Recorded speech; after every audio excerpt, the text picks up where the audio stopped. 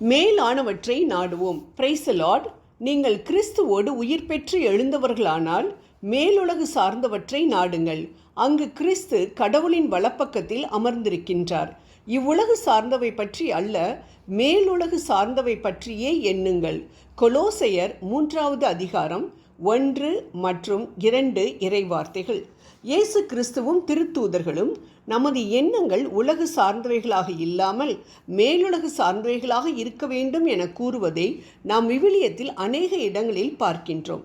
எண்ணங்கள் மாறினால்தான் நம் செயல்கள் மாறும். அதனால்தான் நம் எண்ணங்கள் உயிர்த்தெழுந்த இயேசு கிறிஸ்துவின் மேல், பிதாவின் வலது பக்கத்தில் அமர்ந்திருக்கின்ற இயேசு கிறிஸ்துவின் மேல் பதிந்திருந்தது என்றால், அவரைப் போல நாமும் நமது பாவ கல்லறையை விட்டு எழுந்திருக்க வேண்டும் என்ற நினைப்பை கொண்டு வரும்.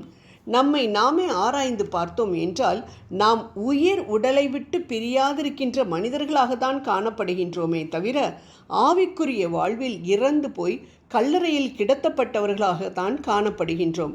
கிறிஸ்தவன் என்றாலே கிறிஸ்து பிளஸ் அவன், அதாவது கிறிஸ்து வாழும் அவன் என்று பொருள்படும்.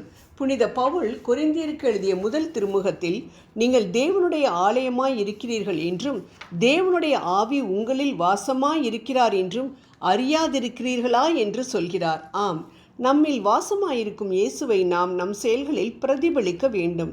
எப்படி பிரதிபலிப்பது? எவ்வாறு அவர் உயிர் தெளிந்த பின் கல்லறையிலிருந்து வெளியில் வந்தாரோ அதே போல நாமும் நமது பாவ கல்லறைகளிலிருந்து வெளியில் வர வேண்டும். தன்னை சுற்றியிருந்த பிரேத சீலைகளை இயேசு உரிந்து போட்டது போல நாமும் நம்மை சுற்றியிருக்கும் பாவ காரியங்களை உதறி தள்ள வேண்டும். இயேசுவைப் போல புது மனிதனாக எழும்பி வர வேண்டும் என்ற ஆசை மட்டும் நம் மனதில் இருந்தால் போதும். தூய ஆவியானவர் நிச்சயம் நமக்கு உதவி செய்வார். ஏனென்றால் நம்மை பாவத்தினின்று மீட்கத்தானே இயேசு உலகத்திற்கு வந்தார். ஆகவே அவர் விருப்பத்தை நிறைவேற்ற நாம் அவரிடம் வேண்டும் பொழுது அவர் நிச்சயம் நமக்கு அந்த வகையில் உதவி செய்வார். உயிர்ப்புக்கு பின் இயேசு தன் சீடர்களுக்கு காட்சியளித்து அவர்களை தேற்றி, அவர்களுக்கு தைரியமூட்டி, அவர்களுக்கு போதித்து, அவர்களை சாட்சிகளாக எழும்பச் செய்தது போல நாமும் அவருக்கு சாட்சிகளாக நான் எனது என்ற சுயத்தை ஒழித்தவர்களாய் மற்றவர்களை அன்பு செய்து வாழ வேண்டும் என இயேசு நம்மிடம் எதிர்பார்க்கின்றார். உயிர்ப்புக்கு பின் இயேசு எவ்வாறு விண்ணகத்திற்கு செல்ல ஆயத்தமாக இருந்தாரோ அதேபோல் நாமும் நமது நிலை வாழ்வு விண்ணகத்தில்தான் உண்டு என்பதை எண்ணி அங்கு செல்ல ஆவலோடு இருக்க வேண்டும். அப்படி என்றால் அங்கு போக தேவையான மேலான காரியங்களை மட்டும்தான் எண்ண வேண்டும், நாட வேண்டும். அப்படி என்றால் உடனே நம்மிடம் எழும்பும் கேள்வி, இவ்வுலகத்தில் தானே வாழ்ந்து கொண்டிருக்கின்றோம், இவ்வுலக தேவைகள் சந்திக்கப்பட வேண்டுமே, இது நமது கடமையாச்சே என்று. இது முழுக்க முழுக்க சரிதான்.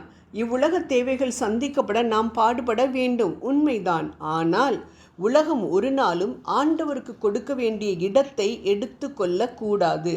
ஆண்டவருக்கு கொடுக்க வேண்டிய நேரத்தை நாம் கொடுக்காமல் நாள் முழுவதும் உலக வேலைகளுக்கும் தொழிலிற்கும் கொடுத்தால் உலகில் நன்றாக இருக்கலாம். ஆனால் நம் ஆத்துமா?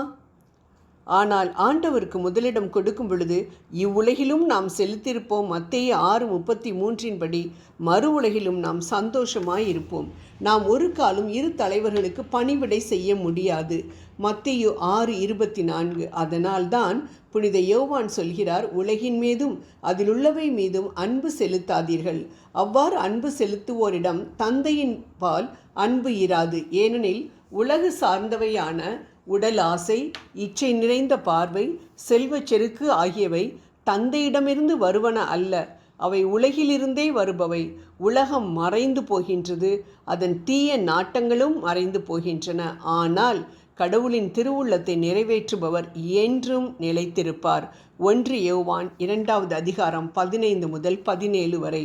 ஆகவே அன்பானவர்களே, மேலானவற்றை நாடுவோம், நித்திய இன்பம் பெறுவோம். ஜெபம் செய்வோம். விண்ணக தந்தையே, மேலானவற்றை நாங்கள் நாடவும் உமக்குரிய நேரத்தையும் பணத்தையும் செயல்களையும் நாங்கள் மனமுவந்து உமக்கு கொடுக்க எங்களுக்கு கிருபை தாரும். ஆமேன்.